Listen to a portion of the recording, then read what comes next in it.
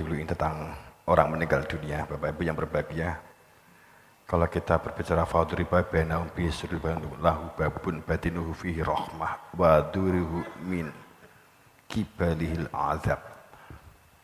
Surat ini menerangkan sangat jelas bahwa saat yang pertama saya dalam matur pilih orang yang meninggal dunia itu jika roh keluar sakratul maut akan mengalami azab yang hebat, tapi jangan pernah berpikir bahwa Allah menghukum kamu. Itu sudah bagian dari sistem Rob, sistem Tuhan.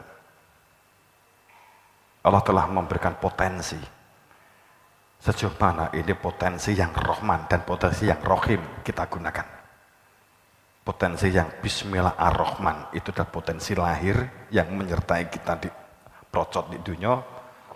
Kemudian potensi Rahim itu yang batin, sejauh mana nyambung dengan Tuhan.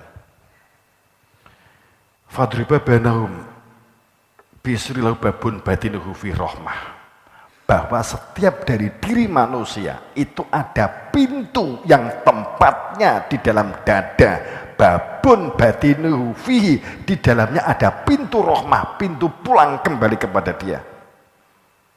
Akan tetapi jika keluar azab, aku takut jenengkan ki nek mulih mlebu apa metu? Nek mulih mlebu apa metu? Wer di mulih mlebu apa metu?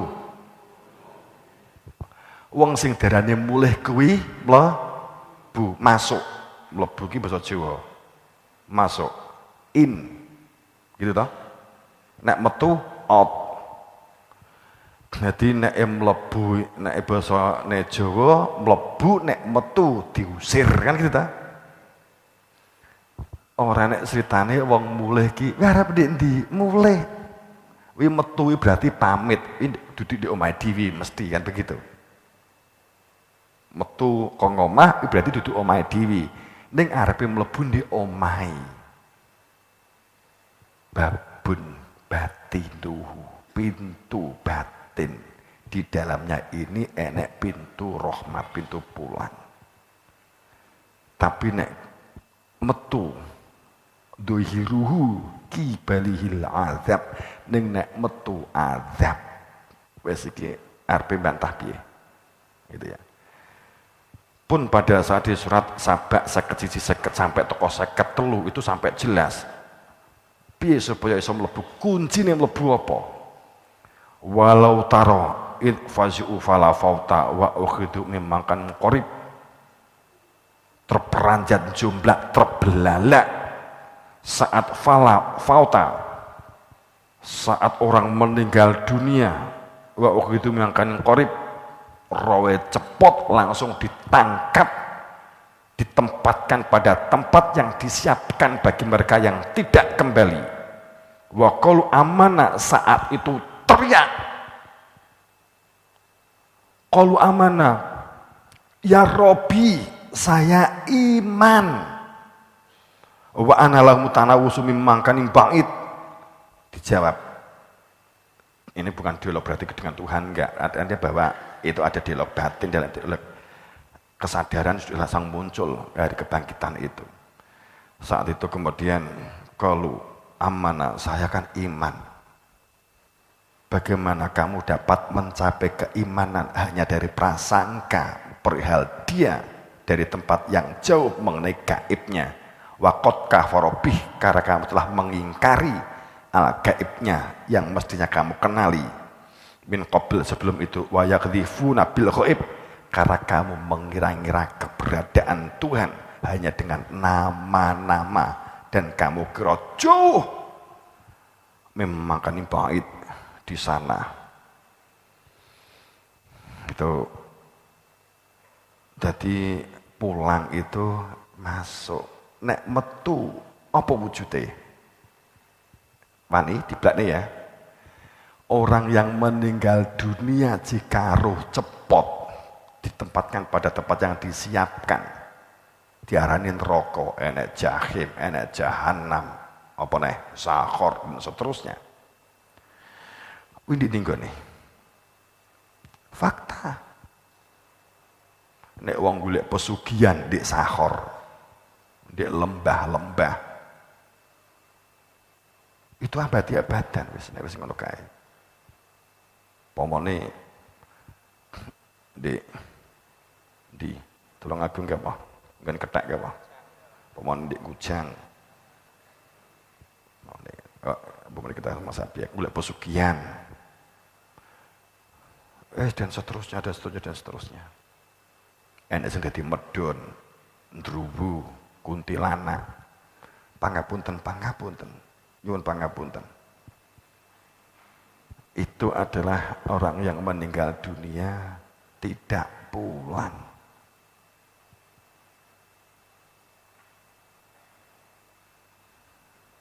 Miris.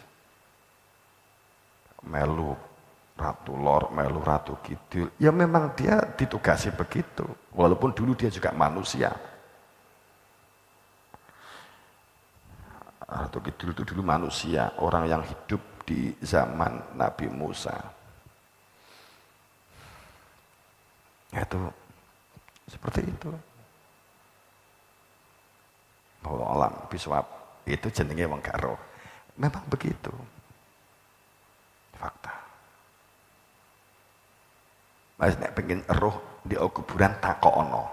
Nek petuk medon takono. Kowe mbiyen sapa? Nek gak jawab ngomong kula dikon Yai Tanjung. Nek jeneng mboten jawab kula kamplengi.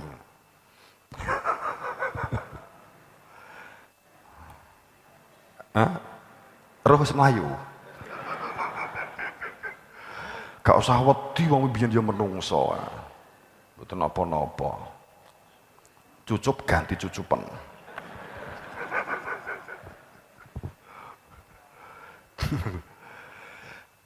Itu miris, itu abadi-abadan, semacam itu. Jasate wis dipendem, pintune mulih wis ilang. Pintune mulih wis ilang. Makanya pada saat ada mengatakan waqalu lan tamasanan nar ila ayyam ma'dudat kul attakhatum indallah ahdan. Sering manusia berpendapat kita kan kalau nanti mati di neraka kan hanya beberapa hari saja ayyam ma'dudat. Mau sedilu nek wis resik engko mlebu surga. Ayate gak ngene lho. Ayo modern gak? Ayate gak ngene, piye iki?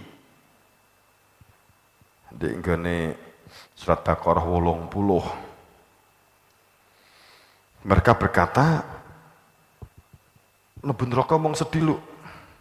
Kemudian dijawab oleh Allah, apakah kamu sudah terikat janji menyaksikan keberadaanku dari utusanku?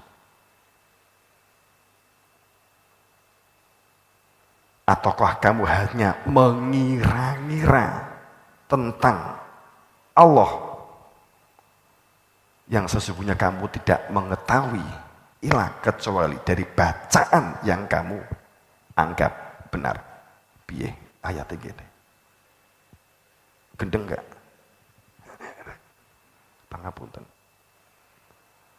Miris.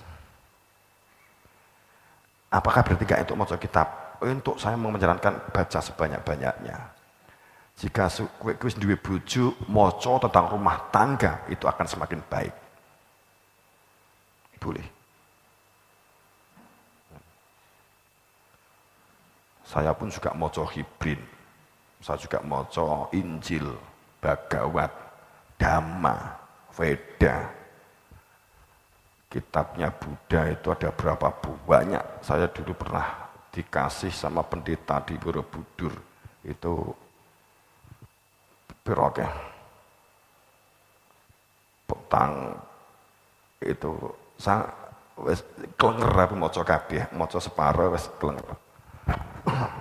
Itu baca Hindu, kitab Yahudi, kitab Injil, Taurat. Itu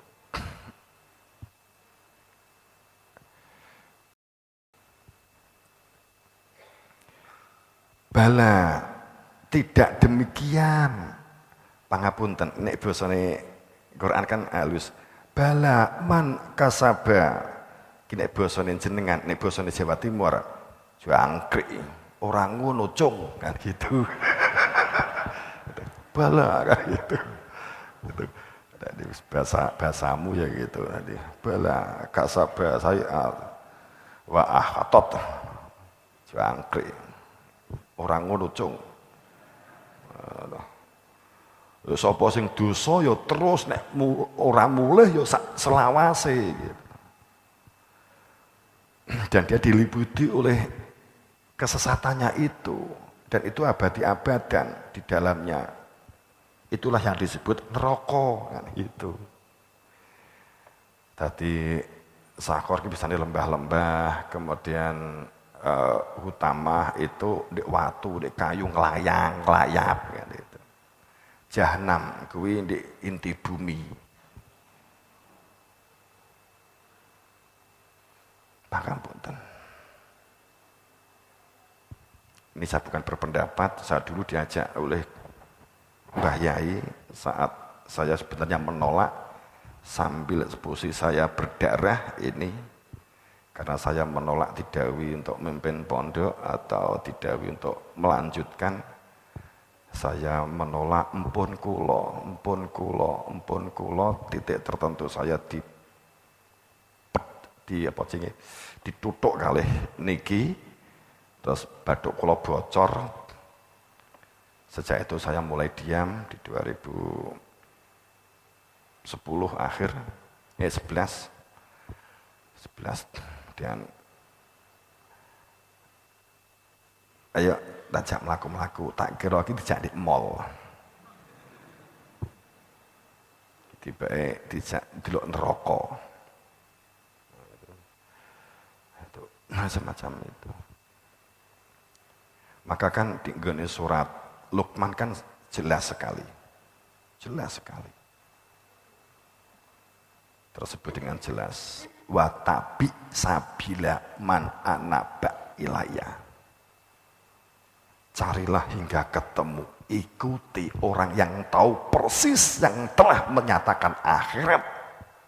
Sehingga tahu alamat pulang kamu, menunjukkan bagaimana cara kamu pulang. Tahu persis. Watabi sabila, menggunakan fi'il madi. Watabi sabila, man anaba fi'il madi. Yang sudah mati sebelum datangnya pati, roh tentang akhirat. Endi sing diarani surga, endi sing diarani neraka. Tahu persis bukan dari buku, katanya, kitab dan seterusnya. Kan ayatnya begini. Arep mbok bantah piye? Bukan dhewe nek gak percaya. Pangapunten. Tapi Quran itu menyebut loh ya. Saya enggak mengatakan pedoman. Tapi paugeran yang tertinggi itu akal kamu. Bahkan di surat Yunus 100. Iman itu hanya dengan izin Allah biiznillah. Tidak dikatakan iman jika tidak ada izin dari Allah. Kemudian koma ayat itu dilanjutkan. Allah murka, duka mereka yang tidak menggunakan akalnya. Gunakan akal kamu. Kan itu. Maca Quran tanpa akal, bubrah. Kan gitu kan. Kalimatnya akal itu yang gandeng dengan hati. Itu kalau kita Bapak yang berbahagia. Jadi meninggal dunia itu miris. Demi Allah, nek enggak pulang miris. Saya sering diundang tahlil di kesana layak itu sambil beberapa kali saya balik kanan karena kaget yang didungani begini, yang begini begitu. Kalau kamu bertanya, "Pi keadaan ngapunten saya dulu sama Mbak Yai diwasiati tidak boleh gampang mengungkap itu."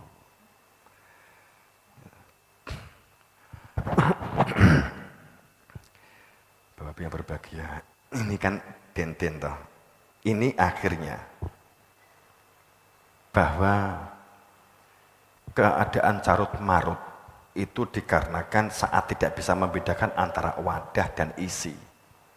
Saat di surat Al-Hujurat 14 tersebut dengan jelas sekali bahwa penggenapan, penyempurnaan Islam, perilaku akhlak dan adab digenapi dengan iman, butiran iman fi yang berada di dalam qulubikum, di dalam dada kamu. Itulah yang disebut takwa, itulah yang disebut taat kepada Allah dan taat kepada utusan. Jadi dengan buka diri surat Al-Hujurat 14 sangat jelas.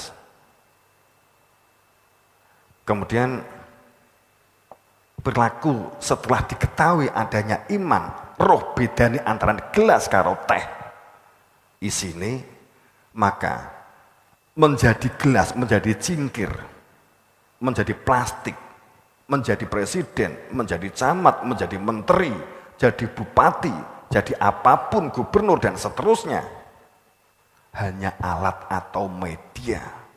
Petani, pedagang, hanya alat atau media untuk dapat menghantarkan air, dapat kembali kepada Tuhan. Jika ini yang kamu lakukan, maka benturan tidak ada. Perbedaan agama, keyakinan, suku, bangsa bukan masalah bagi mereka yang tahu. Yang penting yang diminum bukan gelasnya yang dikeletak, akan tetapi minumannya adalah ini yang dimasukkan. Yang dipulangkan adalah fitrah, yang asalnya fitrah dari Allah, ini yang dipulangkan. Fa'akim wajhaka lidine hanifah fitratallahu lati fatranas alaya la tabdila li khalqillah inna fi dzalika dinul qayyim. Itulah disebut ad-din. Qayyim itu maknanya bukan lurus, qayyim itu tegak. Seperti akimi sholah, itu maknanya bukan sholat yang dijalankan, tapi sholat yang selalu terjaga di semua kehidupan. Komayakum kiaman. Sehingga sholat itu duduk perkara jentat-jentit, tapi sholat itu perkara dampak jenengan sholat di kehidupan sosial iki bubrah apa ngademke. Memakmurkan bumi atau merusak bumi. Kan itu. Seperti di surat Al-Ma'un itu. Orang yang riya, sum'ah, ujub, takabur itu disebut sahun. Orang yang gak ada kepedulian disebut sahun. Orang yang tidak memperhatikan lingkungan, apalagi secara ekonomi jatuh, itu sahun. Orang yang punya kemampuan untuk mengelola anak yatim tidak dilakukan, membantu, ini bisa menjadi sahun. Orang yang menemui fakir miskin diumbar, malah dihitung di komoditi, bisa menjadi sahun. Orang yang bergerakannya riak, sum'ah, bisa sahun, kan begitu toh. Sahun itu adalah fawailun, celaka, kan itu ayatnya. Tapi konkretnya sahun itu nggak ada kehadiran dia di semua aktivitas, intinya kan itu, Bapak Ibu. Jadi saat kita bisa membedakan kapan syariat, kapan hakikat, maka benturan, iri, dengki akan dapat diatasi. Paham maksud saya? Benturan yang ada, gejolak yang ada, ini apa? Sampai pada ini akan masuk ke sunatul awalin. Pangapunten. Kita memang menghadapi sunatul awalin. Maka memiliki perilaku mandiri. Memiliki perilaku mandiri. Ketahanan pangan dengan perilaku mandiri. Miliki itu. Pangapunten. Saya juga gak ngomong, saya juga hari-harian saya juga tanam tandur juga itu saya. Kalalama yakdima amaroh Jangan katakan kamu menjadi hamba Allah kalau kamu belum menjalankan perintah. Fal yang insan ila to'amih, jika kamu belum memperhatikan dan mencermati apa yang kamu makan. Bapak Ibu, nek di dhuwur padha korupsi, di dhuwur padha mbegeg ketika masukan angel, ojo disalahke. Itu karena perbuatan panjenengan.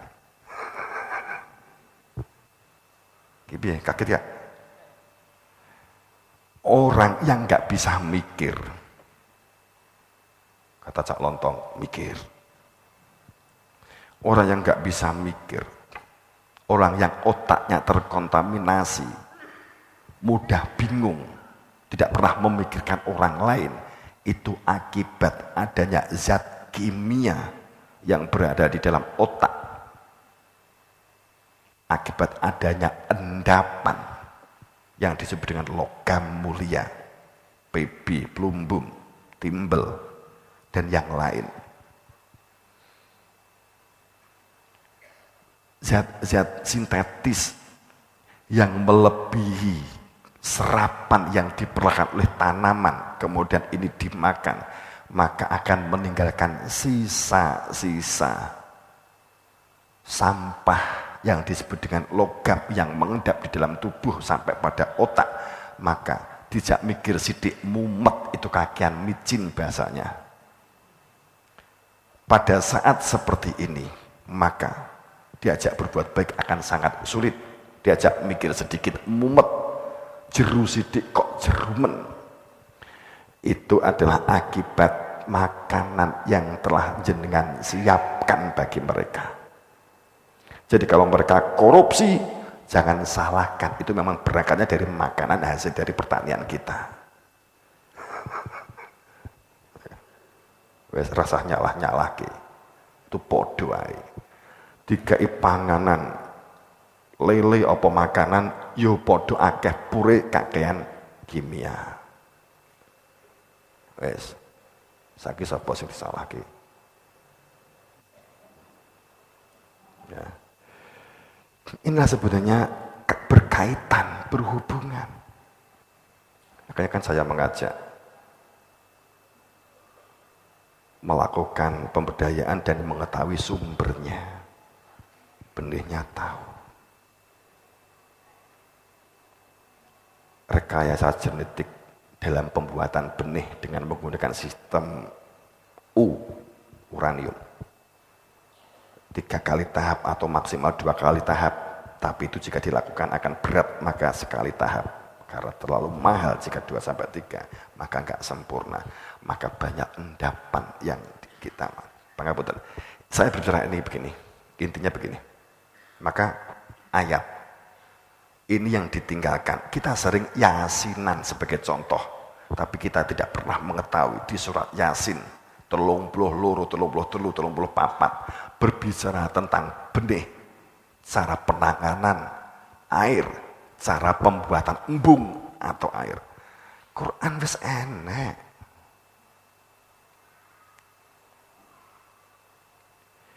Ini enggak dijalankan kan berarti sama saja mengabaikan sunnah.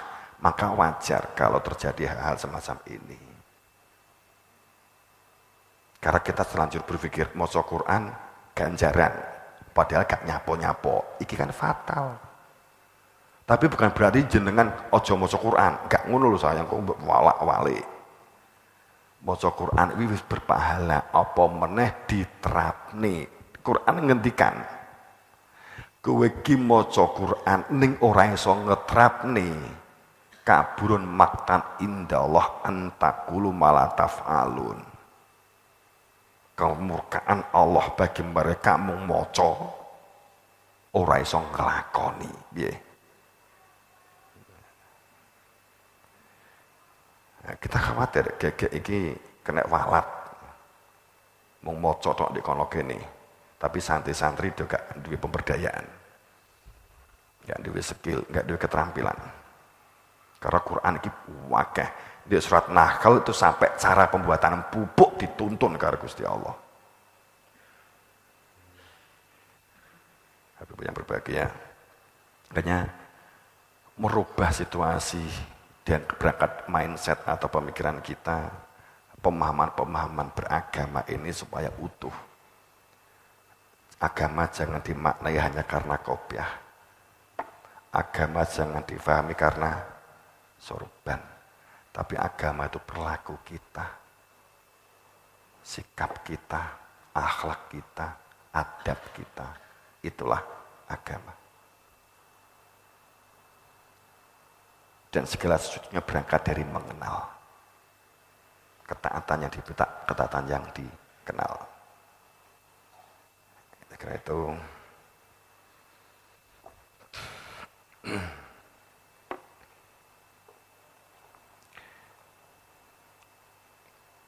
saya nyinggung teknisnya sekelas ini saja. Nah, ini, kalau jenengan itu sudah punya perilaku mandiri, perilaku tahanan, nanti kita buka yang lain-lainnya. Tentang pengobatan, nek dibuka saiki engko mung seneng tok. Penyalahgunaan, negara ini bangkrut, jenengan malah seneng, kayak gitu loh. Itu kita jangan. Cara ngobati, cara wakeh sebenarnya ada di sekitar Anda itu pepak kita itu. Cara polanya Nabi Idris, Nabi Sulaiman. Nabi Idris itu ahli kimia. Saya bukakan ya, saya cerita ya. Nabi Idris itu ahli kimia. Nabi Daud itu ahli alat berat. Nabi Sulaiman ahli listrik. Sayyidina Ali ahli energi. Makanya kerajaan Jawa Barat yang dikenal dengan apa? Siliwangi, Pejajaran itu mendatangkan Sayyidina Ali untuk membuat sistem di kerajaan yang dikenal maka saat itu kan terang benderang tanpa kabel. Jadi sistem Tesla sudah dilakukan Imam Ali. Mojopahit terkenal dengan negara dengan agraris. Mojopahit itu terkenal dengan agrarisnya. Tapi awak dhewe sudah terkontaminasi agraris ki pertanian, bukan. Agraris itu sistem olah pasca panen, prapanen, perawatan dan pasca panen. Itu adalah sistem Mojopahit. Kenapa tanaman-tanaman hampir seluruh dunia yang dari Amazon, dari Afrika Selatan, ada semuanya di Indonesia. Itu adalah zaman Mojopahit yang ada tim ditugasi mengambil benih-benih dikumpulkan di Nusantara.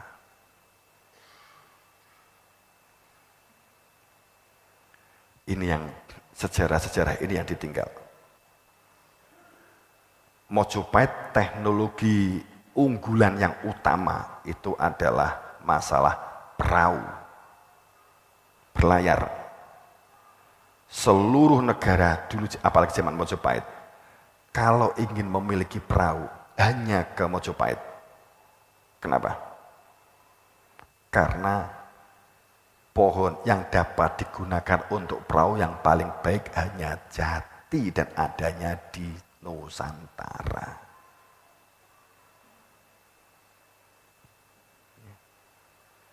Kita melakukan ini. Ya kalau kita bicara sejarah untuk teknologi, saya kan gak masalah. Sistem vertikultur, sistem pengairan, sistem pembibitan. Jenengan setiap desa rata-rata batasnya adalah apa? Kalian gak? Apa?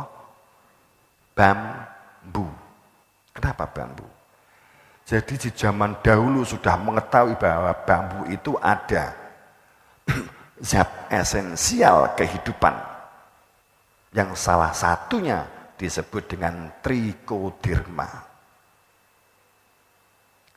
Untuk mentransformasi dari dataran tinggi ke dataran rendah, dari dingin ke panas atau panas ke dingin, dari negara satu ke negara yang lain, transformasinya supaya tanaman hidup akan diletakkan di sekitar bambu. Itu adalah sistem agraris.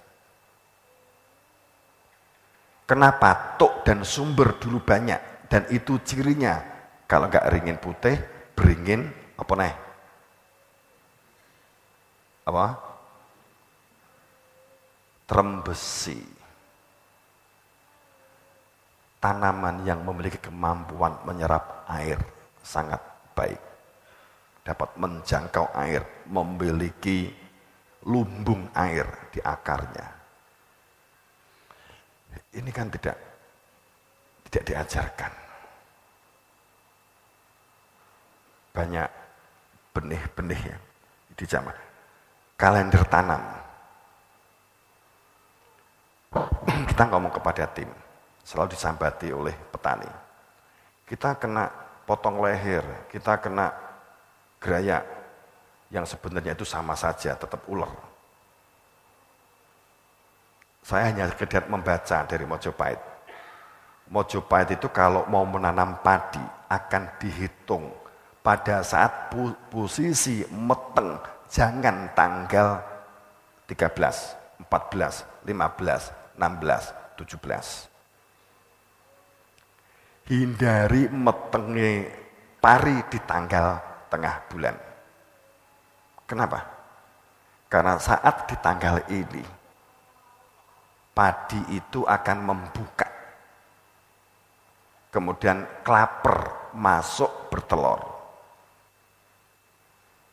5 hari nutup kembali, maka kemudian klaper itu tertutup. Saat ini tertutup, kemudian dia mencari udara oksigen keluar, maka tanaman kamu patah, kan begitu. Kan obatnya. Hanya menghitung kalender.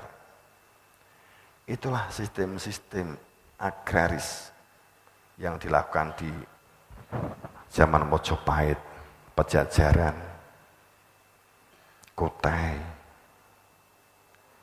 yang sangat luar biasa memang salah satunya di Mojopahit sama Pajajaran.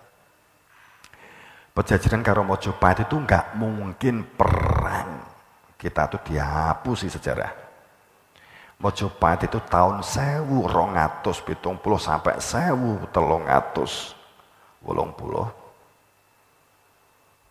Sedang Pajajaran itu tahun 600 nganti tahun 800. Jarak kaduan. Nek perang piye?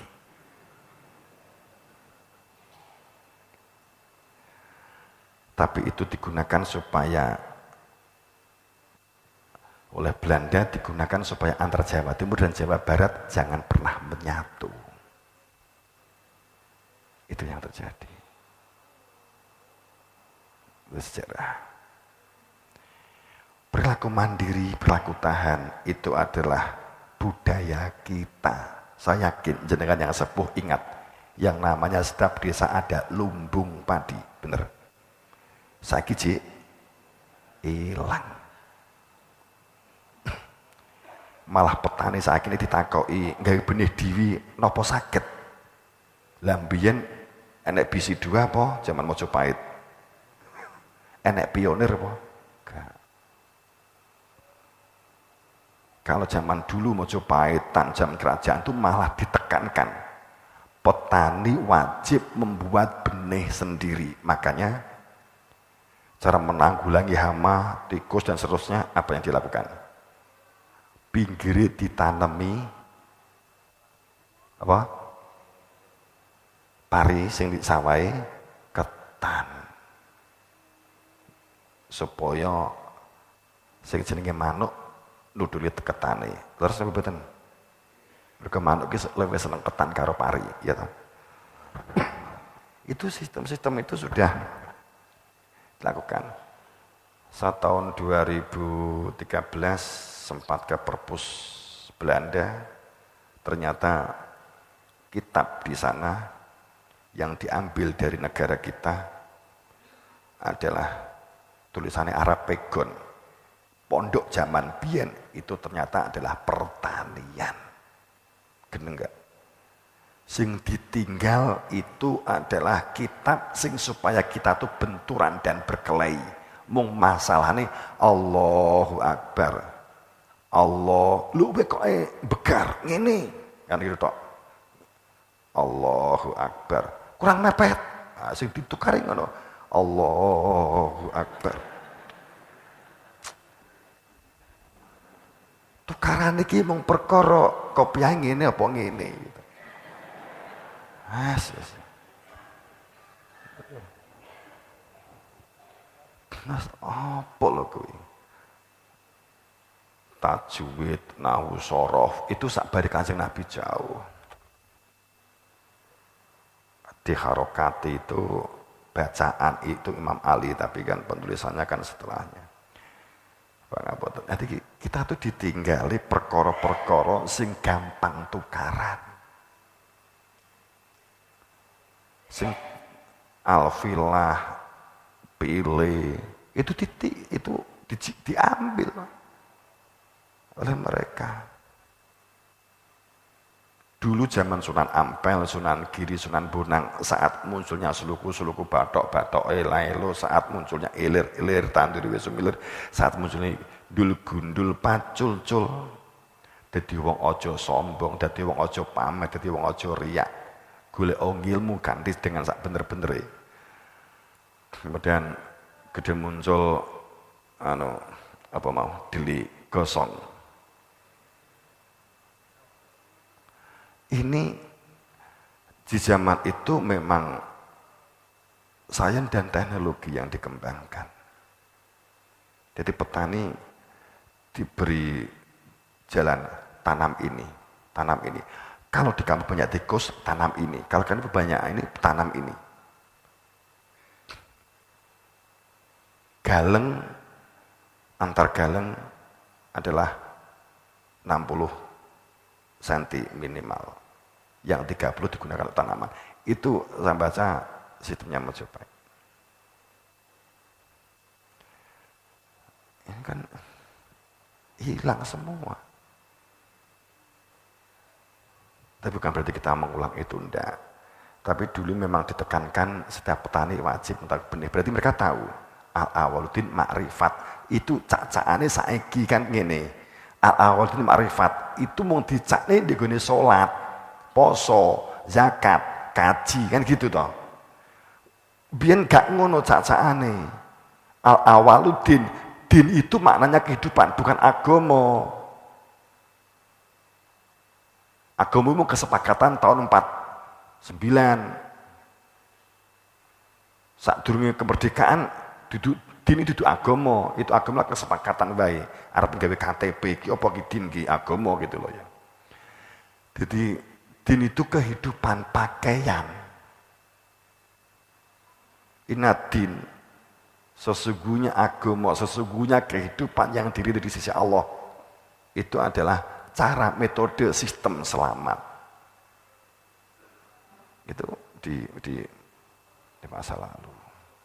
Luar biasa kalau dulu digunakan dengan cara-cara yang baik dalam penanganan sistem air. Kita ada sistem yang disebut dengan hidram. Itu sebenarnya banyak yang juga menggunakan. Jangan bangga kalau kita bisa membuat hidram dan mereka bisa membuat hidram. Sistem itu sudah jauh dilakukan oleh di masa lalu zaman Majapahit. Artinya bahwa mengambil air, mendistribusikan air, mengangkat air tanpa listrik, tanpa dinamo, tanpa sanyo kan gitu loh. Kita kan sudah menggunakan ini. Itu sistem masa lalu. Pangapunten, ini saya buka. Kenapa ini selama ini kita diam? Kiji mesake negara gitu loh ya. Kita juga memikirkan pemerintah dan negara, tapi ini gak ngerti sakne, ditinggal baik gak apa-apa gitu.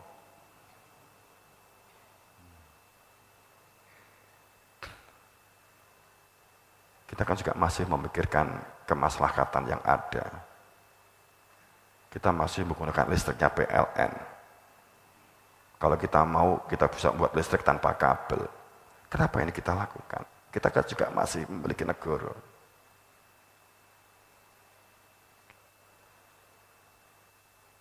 Kalau kita menggunakan BBM, tanpa dengan premium pertalit. Tapi kita kan juga mesake negara. Nah, sistem-sistem ini kan tenaga ideologi yang akan di masa depan itu sebenarnya. Oke, itu. Tapi saya memberikan ilustrasi, beragama itu sains. Kalau agama itu enggak sains, enggak teknologi, Nabi Muhammad pembohong besar. Karena di dalam Al-Quran,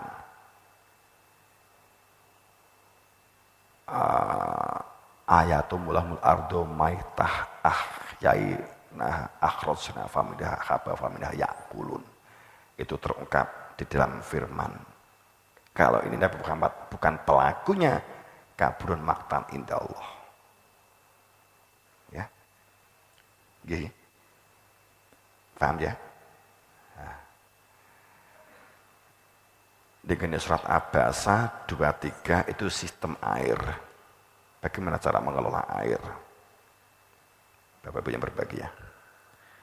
Artinya bahwa Nabi Muhammad ahli pertanian.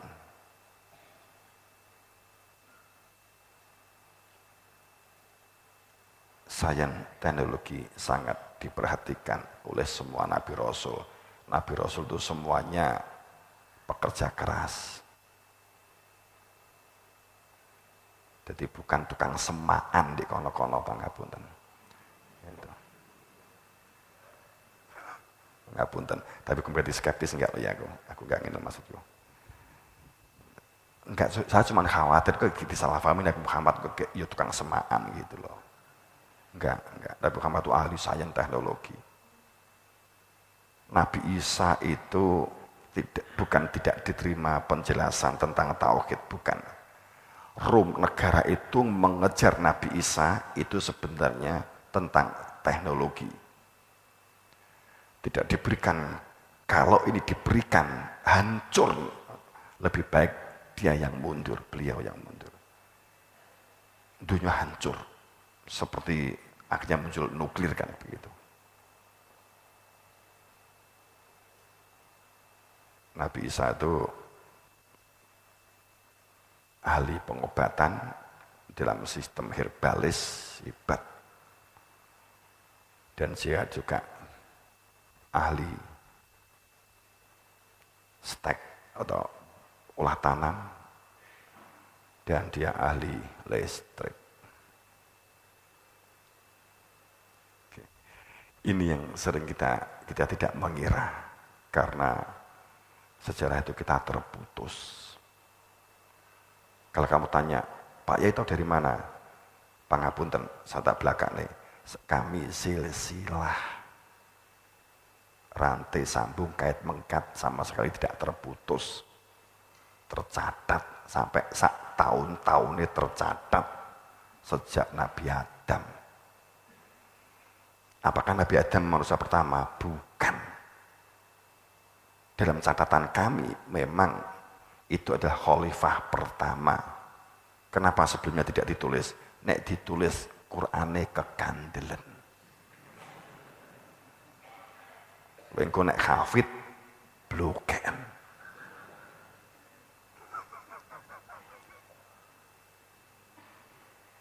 Minimal sebelum Nabi Adam itu masih ada sekitar 793.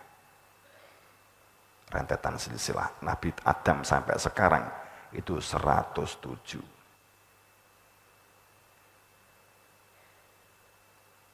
Ya gitu.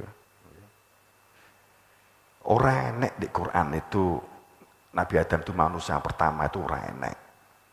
Khalifahnya Allah di muka bumi itu pun tidak tersebut khalifatul awal. Ngaten lo ya. Pun kaget.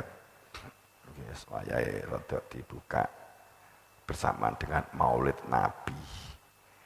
Peringatan Maulid Nabi. Kenapa kok enggak haulnya Nabi?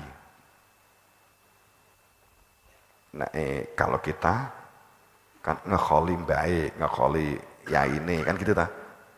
Memperingati kematian. Nabi Muhammad kok yang diperingati kelahirannya bukan kematian sedane.